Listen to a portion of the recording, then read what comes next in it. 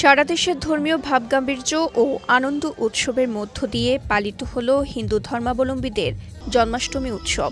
এই উৎসবে সামিল হয়ে দেশ ও জাতির মঙ্গল কামনা করেছেন শ্রীকৃষ্ণের ভক্ত অনুরাগীরা। সবাইকে শুভ জন্মাষ্টমীর শুভেচ্ছা।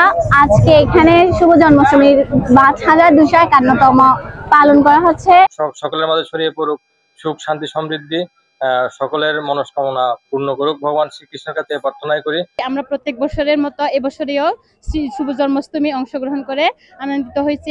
আমরা শ্রীকৃষ্ণের জন্মাষ্টমীতে আমরা খুব আনন্দিত। আমরা কামনা করব এবং আমরা চাইবো এভাবে যাতে আমরা মিলেমিশে সবাই থাকতে পারি। উৎসবটি পালনের অংশ হিসেবে বান্দরবানের রুমা, খাগড়াছড়ি, মহালছড়ি, কক্সবাজার সহ চট্টগ্রাম বিভাগের বিভিন্ন এলাকায় বর্ণাঢ্য শোভাযাত্রা ও নানা ধর্মীয় অনুষ্ঠানের আয়োজন করা হয়েছে।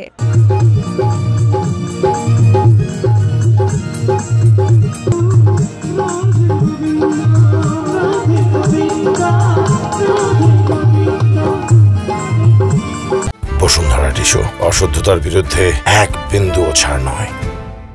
গতকাল শনিবার সকালে চট্টগ্রাম বিভাগের বিভিন্ন জেলা উপজেলা জুড়ে দিনব্যাপী উৎসবের সূচনা হয়। উৎসবে অংশ নেন শত শত নারী পুরুষ ভক্ত, সনাতনী সমাজের বিভিন্ন শ্রেণী পেশার মানুষ এবং স্থানীয় প্রশাসনের কর্মকর্তারা।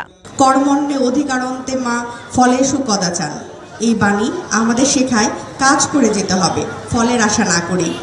এই বাণী আমরা আমাদের জীবনের সর্বাগ্রে প্রয়োগ করতে পারি। শ্রীকৃষ্ণের যে উদ্দেশ্য, তার লক্ষ্য এবং কর্মপরিকল্পনা ছিল, উপদেশগুলো ছিল, এগুলো আপনারা মেনে চলবেন। দিনব্যাপী কর্মসূচিতে ছিল ভজন কীর্তন, গীতা পাঠ, পূজা অর্চনা ও বিশ্ব শান্তি কামনায় বিশেষ প্রার্থনা।